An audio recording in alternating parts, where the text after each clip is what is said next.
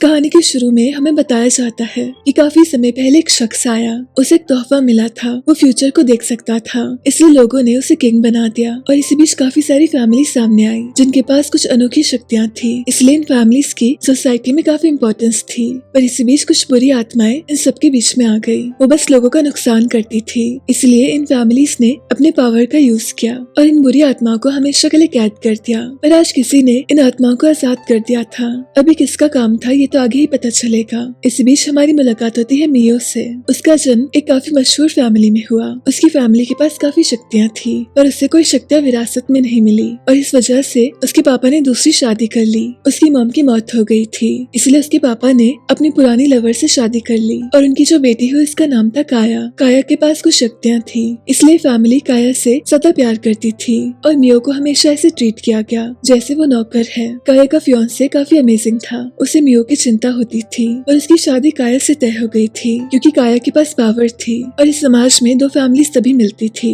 अगर कुछ powers add होती हों, और मियो के पास ऐसा कुछ भी नहीं था। इसलिए मियो के पापा ने की शादी फिक्स कर दी थी एक ऐसे इंसान से जिसके बारे में लोग बस बुरा कहते थे और अभी उसे अपना सारा सामान पैक करके हमेशा के लिए यहाँ से जाना था। अभी सारे समय में इस कंट्री के राजा काफी बीमार हो गए थे, उन्हें एक बीमारी हो गई थी जिसका कोई इलाज नहीं था। अब मियो पहुंच जाती है उस इंसान के सामने जिससे उसकी शादी तय हुई थी। वो मियो से कहता है कि तुम्हें जो भी कहूंगा तुम्हें सुनना पड़ेगा, और मियो को तो इन सब चीजों की आदत थी। मियो को पहली नजर में क्योका काफी अच्छा लगता है, पर वो ज्यादा उम्मीद नहीं रखती। क्योका हमेशा से अकेला रहा था और इस समय वो आर्मी का चीफ था। इसी बीच हम देखते हैं कि काफी अजीब सी चिड़िया इन पर नजर रख रही है। अब देर रात को मियो सो रही थी और अक्सर उसे अपने मॉम के सपने आया करते थे। कई बार कुछ सपने अच्छे होते थे पर ज्यादातर ये काफी डरावने होते थे। मियो को आदत थी हमेशा सुबह उठ के काम करने की, क्योंकि सारी उम्र उसने वही सब किया, इसलिए वो खाना बनाना शुरू करती है। इस बीच उसकी मुलाकात होती है यूरी से। यूरी इस घर का काम देखती थी और उसे मियो से मिलकर काफी अच्छा लगता है। वो देखते कि मियो उन सब लड़कियों से काफी अलग है जो इससे पहले यहाँ पर रहने आई थी। इस बीच क्योका को रियलाइज होता है कि कोई तो इनकी जासूसी कर रहा है और उसे मियो पर भी शक होता है। मियो उसके लिए खाना लेकर आई थी पर वो उसे खाने से मना करता है। वो कहता है मैं किसी अनजान के हाथ का खाना नहीं खा सकता, और ये सब देखकर यूरी को काफी दुख होता है। वो मियो से माफी मांगती है। अब क्योका अपने काम पर जाता है और इसी बीच यहाँ पर ये बुरी आत्माएं हमला करती हैं, पर क्योका इस चीज को हैंडल कर लेता है।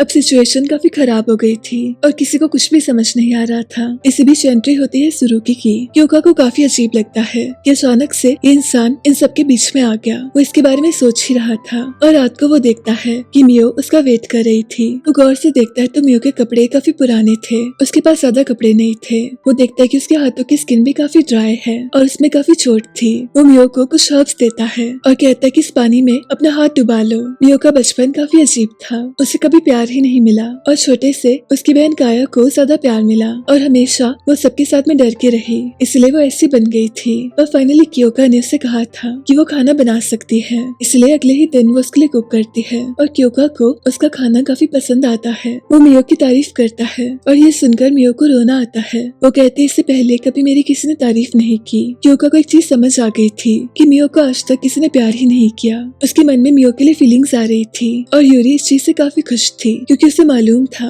कि असल में क्योका दिल से काफी अच्छा है। वो तो बस क्योका का भला चाहती थी, उसे खुश देखना चाहती थी। पर मियो के जो पापा थे उनके सामने एक नई समस्या थी। दरअसल काया के फियांसे का जो बड़ा भाई था उसकी शादी नहीं हुई थी और उसके पापा चाहते थे कि उसकी शादी मियो से हो जाए, पर मियो के पापा ऐसा करने से मना करते हैं क्योंकि उसके पास कोई शक्तियां नहीं थी।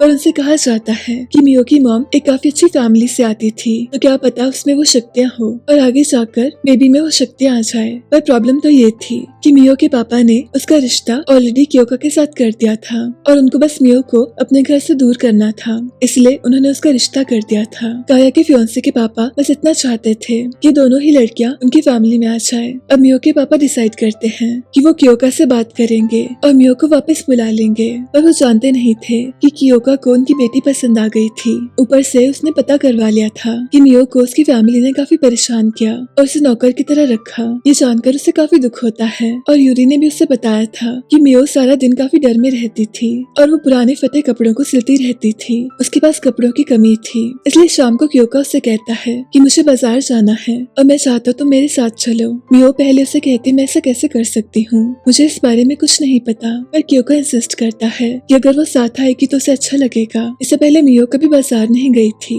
वो तो घर से बाहर ही नहीं निकली थी, वो बाहर की दुनिया के बारे में कुछ नहीं जानती थी। पर अब उसकी जिंदगी में ऐसे लोग आ गए थे जो उससे काफी चाहते थे। यूरी उसे रेडी करती है और जिंदगी में पहली बार मियो अच्छे से रेडी हुई थी। वो क्योका के सामने आती है और क्योका उसे देखता ही रह जाता है। उसे इतना तो समझ ही आ गया था कि मियो अब उसकी जिम्मेदारी है और वो हमेशा उसे खुश रखेगा। वो चाहता था कि मियो अपने लिए कुछ कपड़े ले ले। मियो उसे बताती है, इस गारमेंट को देखकर उसे अपने मॉम की याद आती है। उसकी मॉम भी ऐसे कपड़े पहनती थी। वो अपनी मॉम के बारे में काफी कुछ कहती है और क्योका भी उसे बताता है उसकी फैमिली हमेशा उसे दूर रही और यूरी ने उसे बड़ा किया था, इसलिए यूरी उसकी फैमिली थी। उसके पास सब कुछ था पर आज तक उसे पता नहीं था कि प्यार किसे कहते हैं। मियो उसे कहती तब तो हम काफी सेम हैं, पर ये कहकर उसे अजीब लगता है और वो क्योका से माफी मांगती है। पर क्योका उसे कहता है कि मैं चाहता तो माफी मत मांगो और मुझसे नजरें मिलाकर बात करो। और जिंदगी में पहली बार मियो को किसी ने इतनी इज्जत दी थी, ये चीज उसे बहुत अच्छी लगती है। पर इनके प्यार पर किसी की नजर थी। दरअसल सुरुकी काफी समय से इनका पीछा कर रहा था और इसी दौरान शहर में ये बुरी आत्मा अटैक कर रही थी।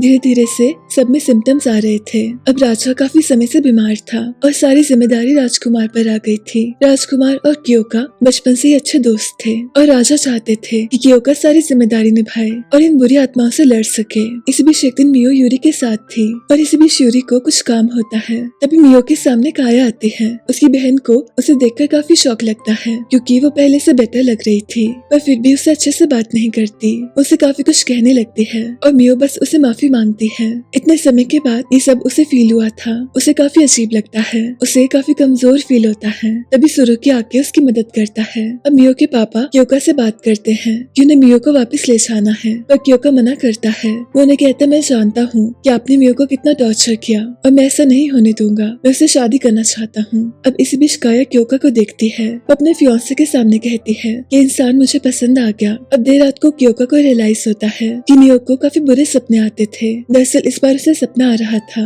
बचपन में उसे हाना नाम की औरत पालती थी और हाना को उसे दूर कर दिया गया था। मियो को सजा के लिए एक कमरे में लॉक किया जाता था। उसका बचपन काफी अजीब था और आज तक उसे सपने आते थे, पर जब से वो क्योका के साथ आई थी तब से ये सपने काफी ज्यादा इंक्रीज हो गए थे। अब इसके अगले दिन मियो से कोई मिलने आता है और मियो को यकीन नहीं हो पाता क्योंकि ये तो हाना थी। हाना दरअसल वही औरत थी जो बचपन में उसका ध्यान रखती थी। उसे मियो को देखकर काफी खुशी होती है। वो कहती मुझे बहुत अच्छा लगा आपको खुश देखकर, फाइनली आपकी शादी होने वाली है। पर मियो उनके सामने रोने लगती है। वो कहते मुझे लगता है कि मैं क्योका के काबिल नहीं हूँ, मेरे पास कोई शक्ति नहीं है। पर हाना उसे बताती है कि ऐसा कुछ नहीं है, मुझे क्योका ने ढूंढा और क्योका मुझे आपके पास लेकर आया। वो आपके बारे में सब कुछ जानता है और उसे आपसे कोई एतराज नहीं। अब मियो को समझ आ गया था कि क्योका एक अच्छा इंसान है। वो जाकर उसे सब कुछ बता देती है कि उसके पास कोई शक्ति नहीं है, पर फिर भी वो क्योका के साथ रहना चाहेगी अगर उसे मंजूर हो तो। वो शुक्रिया कहने के लिए क्योका को एक तोहफा देती है। वो कहते मैंने आपके लिए बनाया है। अब क्योका उसके सामने आता है। वो कहता मुझे पसंद नहीं कि तुम बार बार मुझसे माफी मांगो,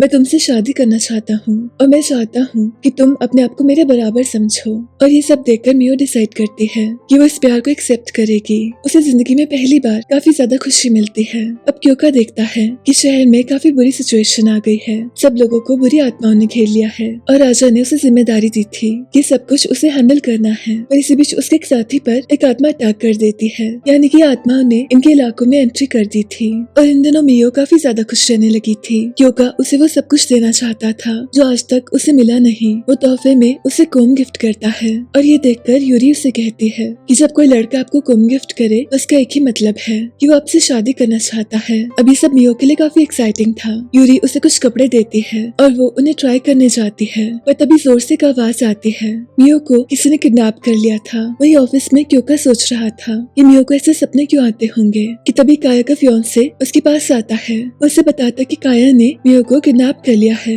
अब मियो को होश आता है तो उसके सामने उसकी स्टेप मॉम और काया थी। काया उसे एक ही चीज कहती है कि तुम्हें क्योका से अपना रिश्ता तोड़ना होगा और अगर तुम वैसा नहीं करोगी तो तुम्हारे साथ बहुत बुरा होगा। उसकी स्टेप मॉम भी उसे काफी कुछ कहती है वो कहते पहले तुम्हारी मॉम ने मेरी जिंदगी खराब की और अब तुम मेरी बेटी से उसका पार्टनर छीनना चाहती हो। क्योंकि सिर्फ काया का है, पर उन्हें मालूम नहीं था कि क्योका मियो के लिए कुछ भी कर सकता था। वो यहाँ पर आकर अपनी शक्तियों का यूज करता है और सारी जगह मियो को ढूंढना शुरू करता है। सब लोग उसे रोकने की काफी कोशिश करते हैं, पर क्योका की शक्तियाँ कमाल की थी, उसे रोक पाना मुश्किल था। इस बीच काया के फियांसे के पापा उस पर अटैक करते हैं। वो चाहते थे कि मियो उनके घर की बहू बने, पर क्योका ऐसा होने नहीं देता। ये माहौल काफी ज्यादा इंटेंस था और क्योका फाइनली मियो के पास आता है। वो देखता है कि मियो को इन्होंने काफी टॉर्चर किया। ये देखकर उसे काफी गुस्सा भी आता है। काया उसे कहते कि तुमसे मेरी शादी होगी, पर क्योका उसे कहता है कि सपने में भी मैं तुमसे शादी नहीं कर सकता, इसके बाद कभी मेरे सामने मत आना। उसके लालच की वजह से सब कुछ तबाह हो गया था। अब इसी बीच ऑफिस में ये आत्माएं धीरे से एंटर कर रही थी, पर क्योका का सारा धन मियो पर होता है। मियो कुछ ही समय में रिकवर करती है। इस बीच इनसे मिलने सुरुकी आता है। वो बताता है कितने समय से वो इन पर नजर रख रहा था। वो देखना चाहता था कि क्योका कैसा पार्टनर है। वो कहते तुम तो बहुत अच्छे निकले, पर एक समस्या है, तुम बेशक कितने भी अच्छे हो, मियो को मेरे पास आना होगा। दरअसल सुरुकी मियो का कजिन था और इस बारे में कोई नहीं जानता था। क्योका जल्दी से ऑफिस जाता है। उसने मियो की फैमिली के बारे में पता करवाया था और वो इतना जानता था कि मियो की मॉम एक काफी अच्छी फैमिली से थी। और अब जाकर उसे पता चलता है इस फैमिली में कुछ ही लोग जिंदा बचे थे और वो दुनिया से काफी दूर रहते थे, क्योंकि उनकी शक्तियाँ काफी कमाल की थी। अब वो मियो को लेकर सुरुकी के पास जाता है। सुरुकी उसे सब बताता है कि मियो को ऐसे सपने आते रहेंगे अगर वो अपनी फैमिली से दूर रही, अगर वो हमारे साथ रहेगी तो ही उसकी शक्तियाँ काबू में आ पाएंगी और ये सपने बंद होंगे, और अगर ऐसा नहीं हुआ तो कुछ ही समय में ये सपने उसकी मौत की वजह बन सकते हैं। अब क्योका के पास कोई ऑप्शन नहीं था। वो मियो से कहता है कि तुम्हें यहीं पर रहना होगा। वो ऐसा करना नहीं चाहता था, पर उसके पास कोई रास्ता नहीं था। अब सुरुकी मियो से कहता है कि मैं चाहता हूँ तुम मुझसे शादी कर लो, तुम जानती नहीं पर तुम बहुत शक्तिशाली हो, हम दोनों की शक्तियाँ मिलेंगी तो कुछ कमाल हो जाएगा।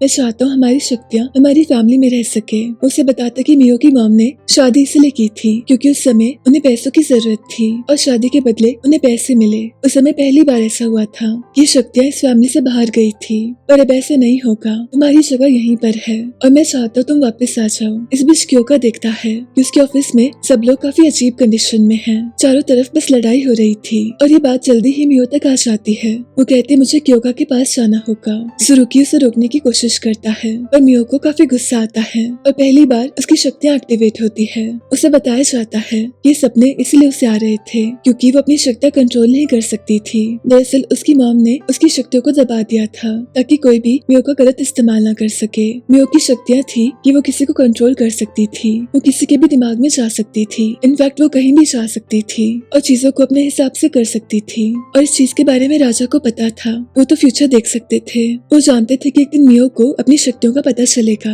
और अगर क्योका और मियो मिल गए तो ये दोनों काफी शक्तिशाली हो जाएंगे और इनका वारिस और शक्तिशाली हो जाएगा।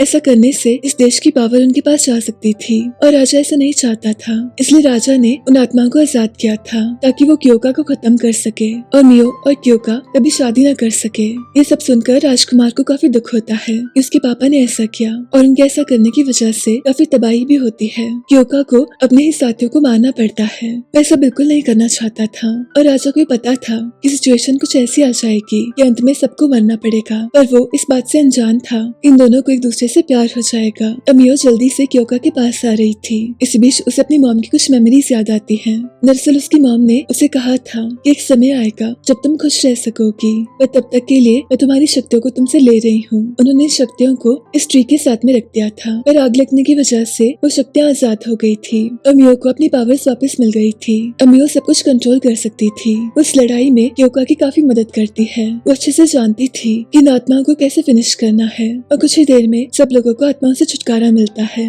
क्योका देखता है कि मियो उसके पास आई है। वो जानता था कि सब मियो ने किया है, पर मियो सलामत थी और इसको इससे ज्यादा कुछ नहीं चाहिए था। कुछ ही समय में राजा की भी मौत हो गई थी और राजकुमार उससे माफी मांगता है। वो उसके बचपन का दोस्त था और उसे बेहद दुख था कि क्योका के साथ इतना सब कुछ हो गया। उसे कोई परेशानी नहीं थी। वो तो चाहता था कि क्योका और मियो हमेशा साथ रह सके। अपने पापा से काफी अलग था और मियो और क्योका फाइनली एक दूसरे के साथ रह सकते थे। यूरी भी इस बात से काफी ज्यादा खुश थी। उन्होंने हमेशा क्योका को अकेला देखा था, पर अब उसकी जिंदगी में ये प्यारी सी लड़की आ गई थी जिसे प्यार के अलावा कुछ नहीं चाहिए था। इन दोनों को हमेशा से प्यार की कमी रही थी, पर अब ये जानते थे ऐसा कभी नहीं होगा। और इसी के साथ इस कहानी का अंत होता है। मेरी आपसे फिर से मुलाकात होगी एक और नई कहानी के साथ।